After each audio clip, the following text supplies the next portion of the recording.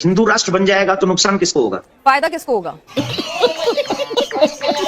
और धीरे धीरे सनातनियों का धर्म परिवर्तन कराया जा रहा है। अब देख तू आप कह रहे हैं धर्म परिवर्तन हो रहा है, तो मुसलमानों का भी हो रहा है। मुसलमानों का धर्म परिवर्तन तो बागेश्वर महाराज ने अपने मंच पर कराया और बड़े गदगद हुए, बड़ी तालियां बजवाई कि बहुत खूबसूरत शानदार काम किया है। वो अगर हिंदू धर्म में आए तो बहुत बढ़िया काम हो रहा है, लेकिन अगर हिंदू चला जाए तो पाप हो रहा है। ये डबल स्टैंडर्ड क्यों देवकीनंदन ठाकुर जी? यही नहीं, अभी और सुनिए। वो व्यक्ति कम से कम सनातनी नहीं था, ये समझ लीजिए स्पष्ट। उसने कहा कि हम उसके पास में गए ठीक कराने, फिर उसने हमारा जन क्या क्या शोषण किया, और जब जब हम बचना चाहते हैं तब तब वो कहते हैं हम तो सनातन में नहीं होता क्या? आसाराम बापूजी और बाबा राम रहीम कहाँ चले गए? मतलब शोषण सनातन में नहीं होता क्या? 5 उंगलियां बराबर नहीं है सर होंगे? आप टारगेट कर रही सनातन को? नहीं, मैं खुद सनातनी हूँ। मेरे हाथ में कलावा बंधा हुआ है, लेकिन चमत्कार करके लोगों को इस तरह से भ्रमित ना कीजिए। ये ठीक नहीं हो रहा सर, आप गलत कर रहे हैं सर।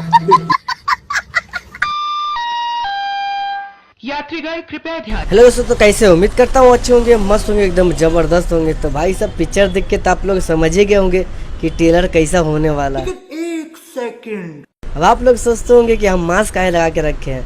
तो भाई साहब अनभक्त जो है ना, कुछ ज्यादा ही गोबर खा लेता है ना, इसलिए जो है ना यहाँ तक स्मेल आ जाती है, इसके लिए लगाया। नहीं मजाक कर रहा भाई साहब, यहाँ पर धूल मिट्टी बहुत ज्यादा आता है ना, तो क्या होता है ना, सर्दी हो जाता है, इसलिए जो है ना हम मास्क लगा लिए। कोई बात नहीं। तो भाई साहब आज हम बात करने वाले हैं देवकीनंदन के बारे में। इसको चाहिए था हिंदू राष्ट्र। हिंदू राष्ट्र बन जाएगा तो नुकसान किसको होगा? फायदा किसको होगा? पर मीडिया वाला ने दे दिया पूरा हिंदू राष्ट्र अच्छा से। बस आप लोग वीडियो के लास्ट तक बने रहिएगा, वीडियो में बहुत मजा आने वाला है। देवकीनंदन जी को चाहिए हिंदू राष्ट्र, तो जरा देख लीजिए एक बार वीडियो पूरा, थोड़ा देखिए अब पूरा देखिए। बात बताइए, अगर हिंदू राष्ट्र बन जाएगा तो नुकसान किसको होगा? फायदा किसको होगा? फायदा पूरी मानवता को। मेरे को अपने धर्म पे पूरा भरोसा है। दुनिया इसकी तरफ खींची चली मुझे भी है, तो इसमें राष्ट्र घोषित करने की क्या जरूरत है? मैं तो कह रही हूँ पूरी दुनिया में हिंदू धर्म का प्रचार प्रसार हो, अपने आप लोग इसकी तरफ। वो तो हम कर ही रहे हैं। किसी की घोषणा की जरूरत नहीं है ना, वो मुझे तो एक घोषणा की जरूरत नहीं है कि हम हिंदू धर्म को एक खाके में, ज्योग्राफी में क्यों बांधे। हम तो कह रहे हैं पूरी दुनिया में हिंदुत्व फैले। अगर लोगों को पसंद आएगा हिंदू धर्म इतना, उसमें इतनी अच्छाइयां नजर आएंगी, तो हो सकता है America, Britain, south Africa, Antarctica से लेकर सब जगह हिंदू ही हिंदू होंगे। ये बड़ी अच्छी बात कही आप। क्या दिक्कत है उसमें?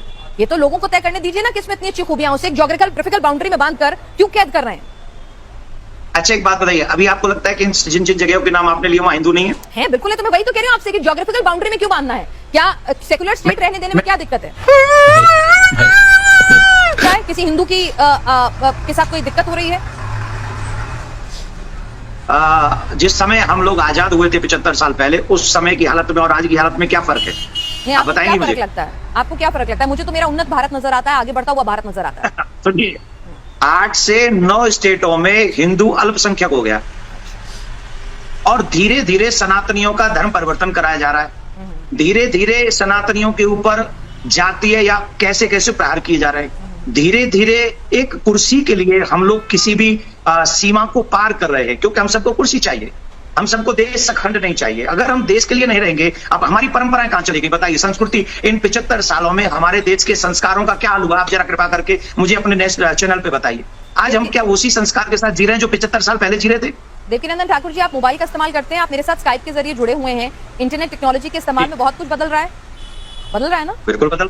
ठीक है, तो ऐसा नहीं है कि लोग बाग परंपराओं का पालन नहीं कर रहे होंगे। 5 उंगलियां बराबर नहीं होती, परंपराओं का पालन हो भी रहा है, कुछ छूट भी रही है, उनको रिवाइव करने की कोशिश भी हो रही है। क्या आपको मालूम भी है कितने माँ बाप जो है घर में बूढ़े बूढ़े अकेले पड़े और आंसू बहा रहे हैं?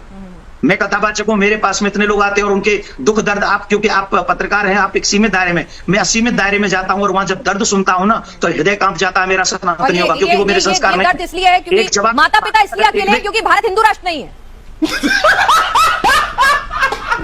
मतलब एक आदमी अपने माँ बाप को छोड़ गया, इसीलिए छोड़ गया क्योंकि भारत हिंदू राष्ट्र नहीं है। इसका हिंदू राष्ट्र से क्या लेना देना है? तो संस्कार, लोगों की सेंसिटिविटी की बात है ना।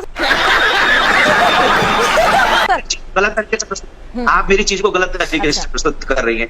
हिंदू राष्ट्र का मतलब है सनातन परंपरा, सनातन संस्कृति। सनातन संस्कृति के ही हमारे आचार्य भगवान श्री राम, जो अपने माँ सौतेली माँ के कहने पर 14 वर्ष के लिए वन को चले गए थे, वो है संस्कार। और ऐसा संस्कार निर्माण करेगा हिंदू राष्ट्र का, सनातन राष्ट्र का। और वो सनातन राष्ट्र किसी पे कुठाराघात नहीं करेगा। सनातनियों ने किसी पर आक्रमण नहीं किया है। सनातन किसी को मारना नहीं चाहता। सनातन सबको प्यार देना चाहता है। सनातन सबको अपने साथ में रखना चाहता है। मैं एक जगह पर था, एक पत्रकार भाई सब थोड़ा सा और आगे देखिए तब आपको समझ में आ जाएगा कि देवकी नंदन जी को जो है ना मीडिया वाला कैसे रील दिया। कभी कभी अच्छे इंसान से पाला पड़ जाते हैं इन लोगों का। उन्होंने कहा जब आप हिंदू राष्ट्र बनाएंगे तो आप हमें कृपा करके बताइए उसमें हमारे मुसलमान भाइयों की क्या उपलब्ध क्या रहेगा, मुसलमान भाइयों का क्या रहेगा। मैंने उससे कहा था कि यही रहेगा जैसे राम जी के राज्य में लक्ष्मण का था, जैसे शत्रुघ्न का था, वैसे भरत का था। ये है सनातन, ये है हिंदू राष्ट्र। हिंदू राष्ट्र बनेगा, क्या हिंदू धर्म इतना कमजोर है कि उसे मैं पूछना, क्या हिंदू धर्म इतना कमजोर है कि उसे एक डिक्लेरेशन की जरूरत है? हिंदू धर्म इतना कमजोर है कि उसे डिक्लेरेशन की जरूरत है कि हिंदू राष्ट्र बना लो? मैंने कहा ना, हिंदू धर्म इतना कमजोर है, देश के कानून पे भरोसा नहीं है। अगर आप कह रहे हैं धर्म परिवर्तन हो रहा है तो मुसलमानों का भी हो रहा है। मुसलमानों का धर्म परिवर्तन तो बागेश्वर महाराज ने अपने मंच पर कराया और बड़े गदगद हुए, बड़ी तालियां बजवाई कि बहुत खूबसूरत शानदार काम किया है। वो अगर हिंदू धर्म में आए तो बहुत बढ़िया काम हो रहा है, लेकिन अगर हिंदू चला जाए तो पाप हो रहा है। ये डबल स्टैंडर्ड क्यों देवकी नंदन ठाकुर जी? ये सब दोगलापन है। मैं तेरा दोगलापन उतारता हूँ। देश में आजादी के समय कितने मुसलमान भाई थे? सर मैंने क्या कहा, कितने हिंदू? और हिंदू उस रेशो से नहीं बढ़ रहे हैं, आप ये कह रहे हैं हिंदू उस रेशो से नहीं बढ़ रहे हैं जो 125 करोड़ की आबादी हो गई। क्या नहीं बढ़ रहे हैं? हिंदू उस रेशो से नहीं बढ़ रहे हैं। अगर रेशो की बात करें, फर्टिलिटी रेशो की बात करें, अगर हम बात करें कि किस रेशो से बढ़ रहे हैं, तो आप कह रहे हैं कि हिंदू मुसलमान अलग अलग रेशो से बढ़ रहे हैं। क्या बात कर रहे हैं? 125 करोड़ की आबादी में क्या फिर 70% मुसलमान हो गए क्या? सर एक सेकंड, मैं आपसे की बात ही नहीं की। सर मैं वही आप कर रही हैं। नहीं सर, मैं आपसे ये पूछ रही हूँ कि क्या हिंदू धर्म को, क्या हिंदू, एक मिनट, हमारे देश के कानून पर आपको भरोसा है? पूरा संविधान पर पूरा भरोसा है। पूरा भरोसा है। इस देश में धर्म परिवर्तन के खिलाफ कानून है, कुछ समझ आ रहा तो सीख जाओ। उन कानून और बनने चाहिए, और बनने चाहिए। ठीक है, कानून में कमी पेशी हो सकती है, बिल्कुल आपको अधिकार है इस देश के नागरिक होने के नाते उसके खिलाफ आवाज उठाने का, और कड़ाई से होना चाहिए, एग्जीक्यूशन और बेहतर होना चाहिए। तो जब कानून अपना काम कर रहा है तो हमारे देश की सेकुलर छवि को हम क्यों खत्म करें? अगर हमें अपने धर्म का प्रचार प्रसार करना है तो उस धर्म में इतनी शक्ति और इतना भरोसा होना चाहिए, अपने धर्म पे इतना विश्वास होना चाहिए कि वो खुद ब खुद दुनिया उसके आगे खींची चली आएगी। हमारे सनातन से बह किसको है, हमको तो ये बताइए ना, हमें तो ये नहीं समझ में आ रहा। तो फिर क्या जरूरत है हमारे सनातन? तो हिंदू राष्ट्र की जरूरत क्या है जब देश में कानून मौजूद है? आपको अपने धर्म पे विश्वास है कि इसमें इतनी अच्छाइयां हैं कि दुनिया इसकी तरफ खींची चली आएगी। दुनिया के लोग आते हैं सनातन में अध्यात्म की तलाश में। हिंदुस्तान में एक नहीं कई बड़े बड़े सितारों के नाम है, हॉलीवुड की हस्तियां आती हैं, स्टीव जॉब्स आते हैं, मार्क जुकरबर्ग आते हैं। ये बड़ी अच्छी बात कही आप।